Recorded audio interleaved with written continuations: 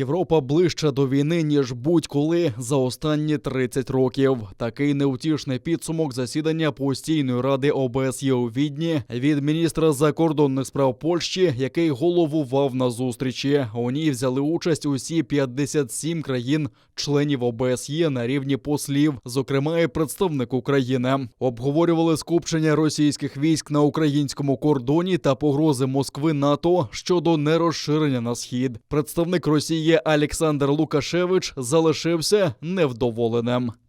Последняя, наверное, фраза такая была, что все же вот российские идеи, которые мы обсуждали в Женеве, в Брюсселе и здесь, в Вене, на площадке ОБСЕ, это, по сути, момент истины, который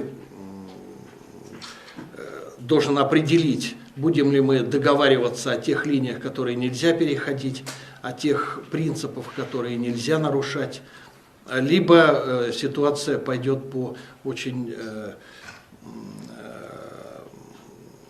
по сценарию, который может привести к катастрофическим последствиям.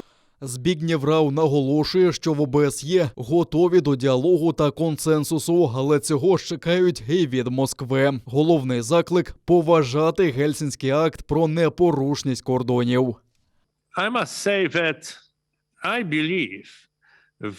Я вважаю, що вся ця напруженість є результатом насамперед різного розуміння європейської безпеки. Наприклад, ми не можемо припустити, що безпека однієї країни може бути зміцнена за рахунок іншої, порушуючи принцип ОБСЄ, як то повага до територіальної цілісності та суверенітету, або ж право кожного вирішувати свою долю, долучатися до організацій чи альянсів.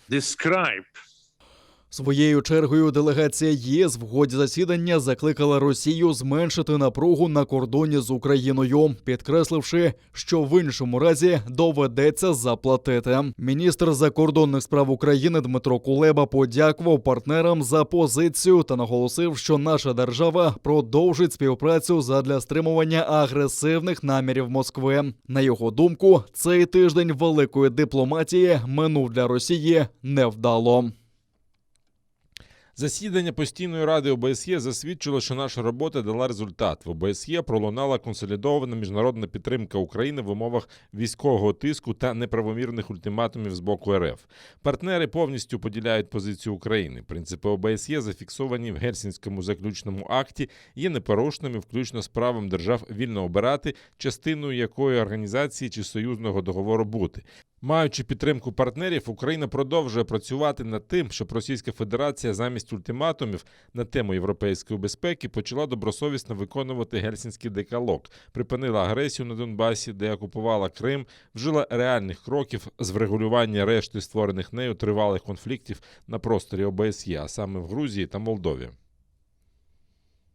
Цього тижня з російськими представниками говорили також на двосторонній зустрічі з американською делегацією в Женеві та в рамках комісії НАТО-Росія в Брюсселі. Всюди вимоги Росії про юридичні гарантії неприйняття України та виходу з Альянсу країн Східної Європи відкинули. Український військовий дістав бойове травмування. Нині він під наглядом медиків. Його стан називають задовільним. У штабі Об'єднаних сил повідомили про ворожі обстріли поблизу 2 населених пунктів. Неподалік Новозванівки застосували 120-мм міномети, а оборонців Причепилівки турбували вогнем ручних та станкових протитанкових гранатометів. Українські захисники відкривали вогонь у відповідь, не застосовуючи заборонені мінськими домовленостями озброєння, та змусили противника припинити обстріли. Завдяки зусиллям наших воїнів рубежі українських підрозділів залишилися незмінними. Станом на 11-ту годину поточної доби порушень режиму припинення вогню з боку російсько-окупаційних військ не зафіксовано. Підрозділи Об'єднаних сил продовжують виконувати визначені завдання з відсічі і стримування збройної агресії Російської Федерації. Свідки захисту спростували неправдиві звинувачення прихованих свідків. Про це після чергового засідання у справі Ісмета Ібрагімова заявив адвокат Айдер Азаматов. Окупанти затримали Ісмета ще влітку минулого року та звинувачують у тероризмі, нібито через причетність до Хізбут Тахрір. За словами Айдера Азаматова, приховані свідки, які представлялися як Ісмаїлов і Бекіров, раніше на допиті розповіли про те, що з Ібрагімовим познайомилися у мечеті села Курці, що у передмісті Сімферополя. Після цього вони нібито телефонували і кілька разів приходили в гості до Ісмета, де він закликав їх вступити в організацію Хізбут Тахрір і розповів про намір захопити владу в Росії. За словами свідків захисту, Ібрагімов не відвідував мечеть села Курці і не має відношення до терористичних організацій. Один из свидетелей сегодня пояснил, что никогда Исмет Ибрагимов за то время, когда он посещал мечети в Марино и в Курцах он Исмета Ибрагимова никогда не видел. Почему именно мы заострили внимание на этой информации? Дело все в том, что два секретных свидетеля под псевдонимом Исмаилов и Бекиров ранее сообщали о том, что они видели Исмета Ибрагимова в мечети в Курцах, и то, что Исмет Ибрагимов познакомился с этими секретными свидетелями именно в мечети в Курцах, в последующем созванивался.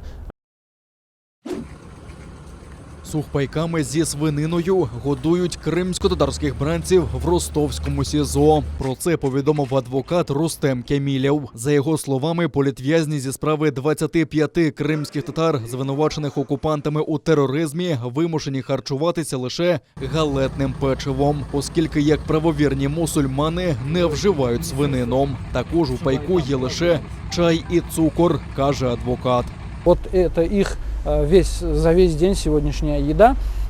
Вот, конечно же, будут составлены соответствующие жалобы и вышестоящую инстанцию, в прокуратуру, конечно же, для того, чтобы, коль уж судите мусульман и, так скажем, много мусульман содержатся в следственном изоляторе, обеспечивайте их соответствующей надлежащей едой, потому что основная масса этих людей не употребляет в пищу свинину, естественно.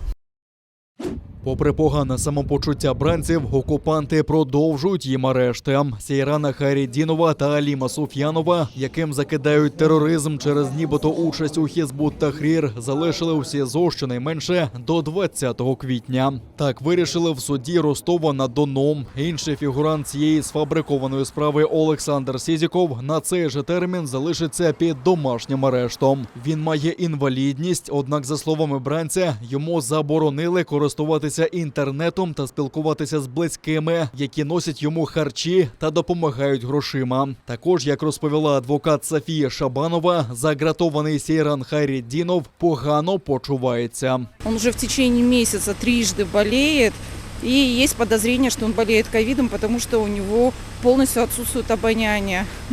Должная медицинская помощь ему не оказывается, а родственники передают лекарства, которые частично до него доходят. И сегодня он выглядел, в принципе, неважно, говорит, что задыхается. Аллах Субхану Тааля и мы являемся свидетелями того, что эти ребята, которые сегодня находятся в застенках Кремля, они никакие не преступники, они не террористы, они не экстремисты. Никакие они не преступники. Поэтому мы приезжаем сюда поддержать, и мы просим и молим Аллаха. Покровитель нас только Аллах.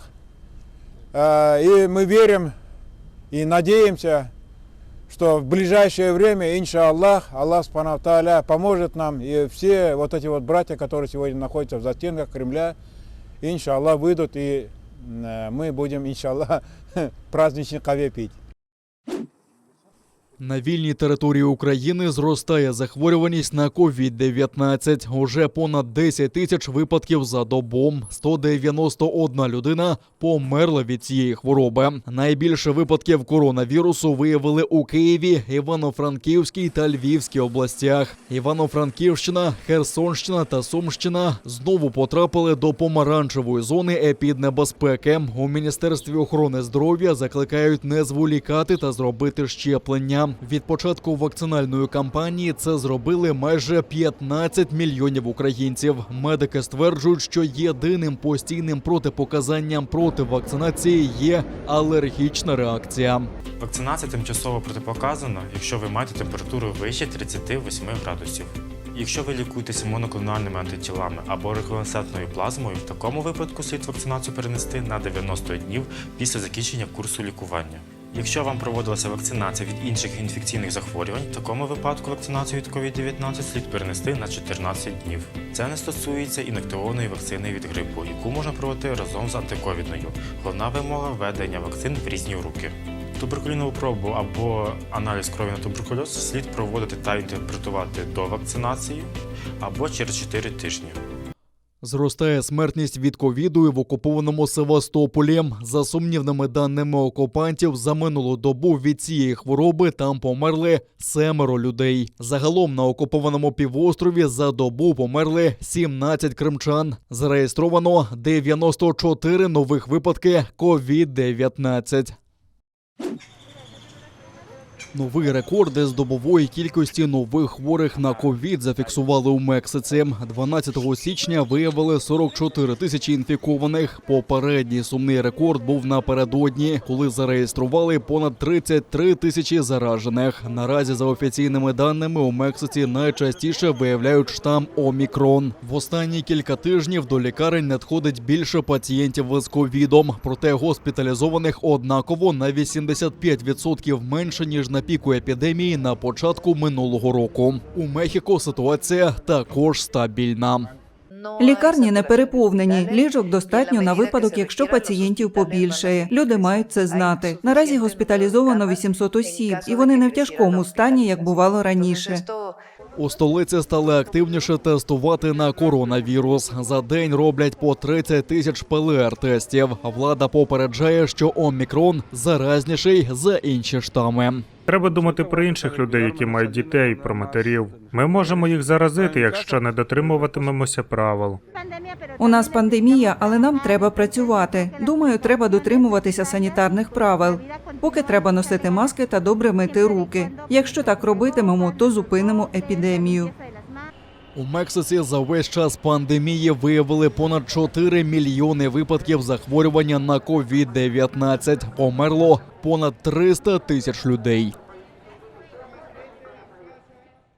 ООН допомагає афганським сім'ям на сході країни, де організовані табори для внутрішніх переселенців. Тут живуть родини, які втекли зі своїх домівок після приходу до влади угрупування «Талібан». Взимку жити в наметах стало значно складніше. Людям роздають ковдри та інші речі, які допоможуть утеплитися. Насамперед підтримують вразливі групи населення, тобто дітей, вагітних жінок, людей з інвалідністю, матерів-одиначок та інших. Раніше президент США Джо Байден сказав, що планує виділити додатково $300 мільйонів на гуманітарну допомогу для Афганістану. Загалом обсяг допомоги, яку Вашингтон надасть із жовтня, перевищить $780 мільйонів. США також відправлять до Афганістану 1 мільйон додаткових доз вакцин проти коронавірусу. Це плюс до 3 мільйонів, які уже доставили. Тим часом ООН у вівторок закликала виділити країні майже $4,5 мільярди на гуманітарну допомогу. Це найбільша сума, яку організація будь-коли збирала для окремої держави. На прес-конференції заступник генсекретаря ООН Мартін Гріфінс сказав журналістам, що вирішується доля країни і регіону загалом. Гуманітарні агенції можуть працювати в Афганістані лише в тому разі, якщо в економіці є готівка, яку можна використовувати для виплачування зарплат, покриття витрат, закупівлі пального і так далі. Брак ліквідності – це гуманітарна проблема, а не економічна.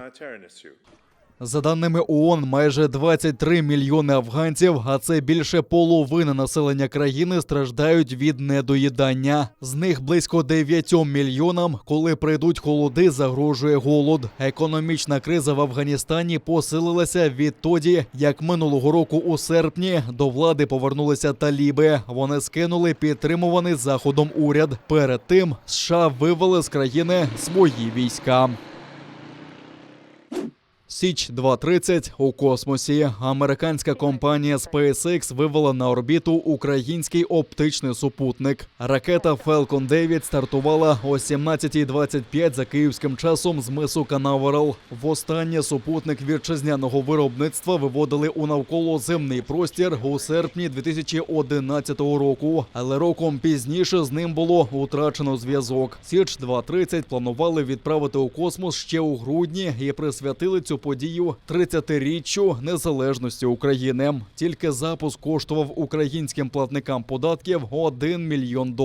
Спочатку SpaceX у 8 дорожче оцінювали вартість своїх послуг, але зрештою домовилися. Незважаючи на багатомільйонні витрати, Січ дозволить економити чималі кошти, оскільки зараз Україна змушена купувати багато даних із космосу, які потрібні як цивільним відомствам, так і українським військовим. Останнім вони необхідні насамперед, щоб бути у курсі того, що відбувається у Криму, в акваторіях Чорного та Азовського морів, а також на Донбасі. Крім того, супутник допоможе із реалізацією земельної реформи, а рятувальники та правоохоронці зможуть оперативніше протидіяти природним катаклізмам. Перші зображення із супутника Січ-230 мають бути передані на Землю через кілька годин після запуску. Він робитиме їх у видимому та інфрачервоному діапазоні.